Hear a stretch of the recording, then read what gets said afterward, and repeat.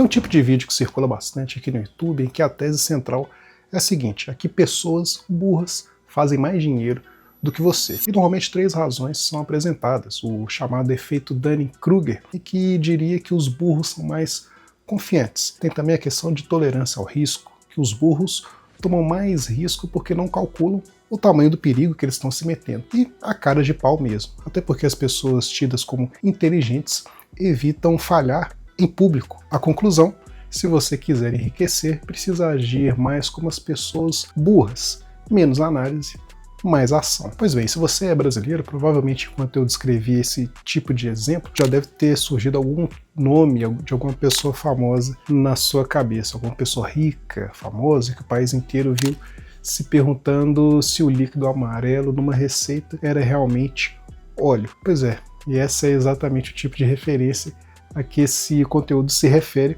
e acaba utilizando.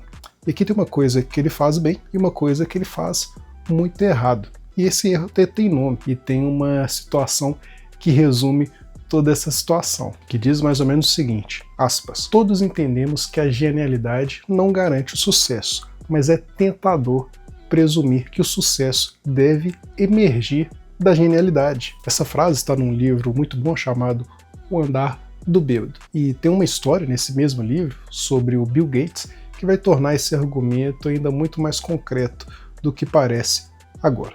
Vamos ver? Mas antes, se você está chegando aqui agora, meu nome é Evandro Troco e por aqui a gente troca uma ideia sobre economia, finanças, investimentos, vida, não necessariamente nessa ordem. Esse tipo de vídeo ele tem um pressuposto que nunca é dito em voz alta. Ele pressupõe que você é mais inteligente do que a pessoa bem-sucedida que ele usa como exemplo. E a implicação, não dita, mas completamente presente, é que você, assistindo esse conteúdo, é mais esperto do que aqueles caras. Mas, e aí até onde fica interessante, essa certeza de que você é mais inteligente que eles é exatamente o Dunning-Kruger que o próprio vídeo descreve. Esse efeito Dunning-Kruger diz que as pessoas superestimam a própria competência. Então o espectador que assiste o vídeo e pensa: olha, eu sou muito mais inteligente que aquele fulano rico, esse espectador está sofrendo o mesmo viés que o conteúdo critica nos outros. Percebe a ironia? E voltando àquela pessoa rica que o Brasil inteiro olha e pensa: olha, não é necessariamente uma pessoa muito inteligente, o vídeo motivacional iria dizer o seguinte: olha, ela é rica porque age com confiança, sem pensar demais, espontaneidade, sem medo de parecer burra. Mas é isso mesmo que aconteceu? Ou ela ficou rica porque em um determinado momento da vida, uma circunstância muito específica, um relacionamento com uma das maiores estrelas do rock do planeta, abriu portas que nenhuma estratégia deliberada, por mais confiante que fosse, conseguiria abrir sozinha? Não estou dizendo que ela não construiu nada depois disso. Construiu.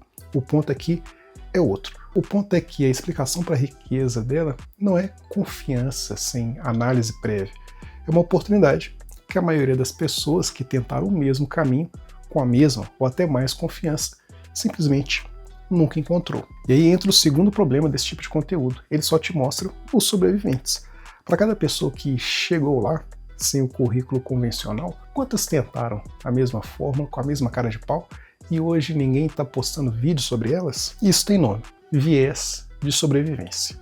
Inclusive, na Segunda Guerra, os engenheiros olhavam para os aviões que voltavam cheios de buraco de balas e queriam reforçar exatamente aquelas partes. Até que um cara falou: espera, os aviões que voltaram são os que foram atingidos onde podiam levar tiro e continuar voando ainda assim. Já os que foram acertados nos pontos vitais nunca voltaram para a gente ver. Então, o conteúdo de sucesso é o avião que voltou. Os que caíram tentando a mesma coisa, esses a gente nem fica sabendo que existiram. A confiança não é sempre a causa do sucesso. Às vezes, ela só sobreviveu junto com a sorte. E aqui vem a história que eu comentei lá no início do vídeo. Bill Gates, ele não virou o cara mais rico do mundo por muitos anos só por ele ser um gênio. Teve um aspecto gigantesco de sorte e de timing. Acompanhe essa história. Lá em 1980, a IBM estava montando um computador e precisava de um sistema operacional. Então ela foi até Seattle para conversar com o então jovem Bill Gates. Só que aí o Bill Gates na época falou: não tenho aquilo que vocês querem. Indicou um outro cara chamado Gary Kildall, da Digital Research, que tinha lá um sistema operacional padrão da época no mercado. A IBM então foi até esse Gary e, chegando lá, a esposa dele, que tocava parte dos negócios, olhou o contrato da IBM, tinha uma cláusula de confidencialidade e decidiu por não assinar. Então o negócio morreu ali. A IBM, então, sem um contrato assinado, voltou para o Bill Gates de forma desesperada. Aí o que o Bill Gates fez então? Ele comprou um sistema operacional, digamos assim, meia boca, de uma outra empresa, por míseros $50 mil, mexeu um pouco e chamou aquele sistema de DOS e passou a licenciar esse sistema para a IBM. Um royalty ali baixo por máquina, mas os direitos autorais ficando com ele. E esse sistema DOS, com a lente correta do tempo, ele poderia ser considerado pior do que várias alternativas da época, inclusive a oferecida pelo Gary. Só que o que aconteceu foi que a IBM conseguiu vender um monte de computadores com esse sistema operacional. Além disso, os desenvolvedores da época começaram a fazer outros softwares dedicados para aquele sistema operacional. Mais pessoas compraram mais computadores, consequentemente mais softwares, contribuindo para uma maior rede de apoio. Mais pessoas compraram mais computadores, mais softwares, ocasionando ali um efeito de rede. Então as pessoas compravam o sistema operacional porque outras pessoas estavam também comprando os mesmos computadores com o mesmo sistema operacional. E com isso, Bill Gates virou o cara que estava no lugar certo quando a IBM voltou desesperada. E a moral da história é relativamente até pesada. Se a esposa lá do Kildall tivesse assinado o contrato naquela tarde, se a IBM tivesse tido mais visão, mais persistência, e se a segunda conversa com Bill Gates ela não tivesse saído bem da forma esperada, o livro até especula, né, que sem esse encadeamento de acasos, Bill Gates seria apenas mais um empreendedor bem-sucedido da indústria de software, e não o rei absoluto, o homem mais rico do mundo por tantas décadas. E o ponto é que talento importa bastante, mas o cara que explode de verdade é aquele que estava no lugar certo, na hora certa, quando o universo resolveu dar uma brecha a favor dele. O resto é história. E o tal lá do Gary Kildall, quase ninguém nem lembra o nome dele. E aqui tem mais uma camada, diferente da que vimos até agora, mas igualmente importante. Quando a gente vê alguém com muito dinheiro ou com muito sucesso em alguma área, a gente tende a extrapolar. A gente presume que essa pessoa também é mais sábia nas decisões de vida, mais competente em áreas que nada tem a ver com a fonte do sucesso dela, mais digna de ser ouvida sobre assuntos que ela nunca precisou provar. Isso tem nome, efeito Halo. Um pesquisador chamado Melvin Lerner passou anos estudando isso e chegou a uma conclusão, digamos assim, desconfortável. Para manterem a sanidade, as pessoas tendem a superestimar a capacidade de inferir a habilidade de uma pessoa em função do seu sucesso. Em outras palavras, a gente precisa acreditar que quem chegou lá é porque é melhor em geral, porque admitir que pode ser sorte ou um encadeamento de eventos, como a gente viu na história do Bill Gates, é psicologicamente mais difícil de engolir. E o livro faz até uma pergunta de um outro jeito que não dá nem para descartar. Ele diz o seguinte, pergunta o seguinte: será que Bill Gates ganha $100 por segundo por ser um semideus? Ou será que ele é um semideus porque ganha $100 por segundo? O ponto é, a gente olha para o resultado e constrói a narrativa de trás para frente. Primeiro vem o sucesso, depois vem a atribuição de todas as qualidades que explicariam aquele sucesso. Mas o contrário também vale. Quando o resultado não aparece, quando a pessoa não tem dinheiro, não tem fama, a gente subtrai qualidades com a mesma facilidade com que as atribui. E ainda tem uma última camada que o conteúdo original não aborda. O sociólogo Gessé Souza ele coloca de um jeito que fica bastante interessante. Ele diz o seguinte: a classe social é, antes de tudo, uma reprodução de privilégios. O problema é que muitos privilégios positivos, como a posse de conhecimento valorizado, são literalmente invisíveis. Invisíveis para quem os tem e invisíveis para quem observa o resultado de fora.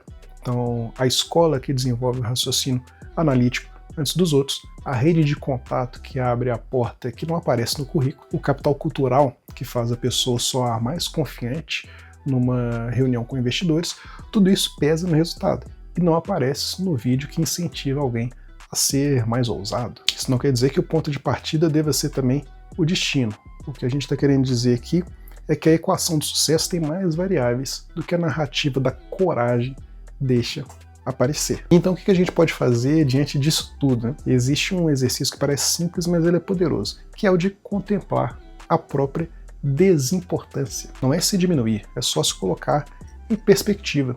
Reconhecer que você e eu somos apenas um dentre bilhões. O ponto de partida não foi escolha sua nem minha. Devemos reconhecer que o acaso participa do destino, não para paralisar, mas para calibrar o nosso ego. E quando a gente faz isso, algo interessante acontece. A gente para de gastar energia se sentindo superior a quem chegou mais longe e começa a focar no que está de fato sob o nosso controle. E o livro fecha exatamente com isso. Ele diz o seguinte, aspas, como o acaso efetivamente participa de nosso destino, um dos importantes fatores que levam ao sucesso está sob o nosso controle, que é justamente o número de vezes que tentamos rebater a bola. Não a confiança cega, não a ausência de análise. O número de tentativas, com os olhos abertos para aquilo que você controla, sem ilusão sobre aquilo que você não controla. Então o conteúdo que inspirou esse vídeo, ele tem uma parte boa e uma parte ruim. A parte boa é que agir de forma imperfeita é muito melhor do que planejar eternamente. Agora a parte ruim é que ele acaba criando a ilusão de que a diferença entre você, eu e quem tem mais dinheiro é só uma questão de coragem, que se você agir com menos análise, o resultado vai aparecer. Não vai, necessariamente. Porque a pessoa rica, que o Brasil inteiro chama de burra, chegou lá por uma circunstância, não por confiança sem análise. O homem mais rico do mundo durante boas décadas, em parte foi porque a esposa de um concorrente se recusou a assinar um papel. E porque também o efeito Halo nos faz atribuir mais qualidade ao resultado do que ele comprova de fato. E porque há privilégios que pesam na equação e que quase ninguém vê. A inteligência não explica a riqueza. Agora, a sorte, a estrutura e o ponto de partida explicam muito mais do que a gente gosta de admitir. E reconhecer isso com humildade, não com amargura, é, ironicamente, um dos movimentos mais inteligentes que dá para fazer. Mas e você? Já se pegou atribuindo qualidades a alguém só porque ela tem dinheiro? Ou no sentido inverso, subestimando alguém pelo resultado que ainda não apareceu? Deixe sua experiência aqui nos comentários e se esse vídeo te acrescentou alguma coisa, algum incômodo que seja, já se inscreva aqui no canal para você poder acompanhar os próximos conteúdos por aqui. Até uma próxima.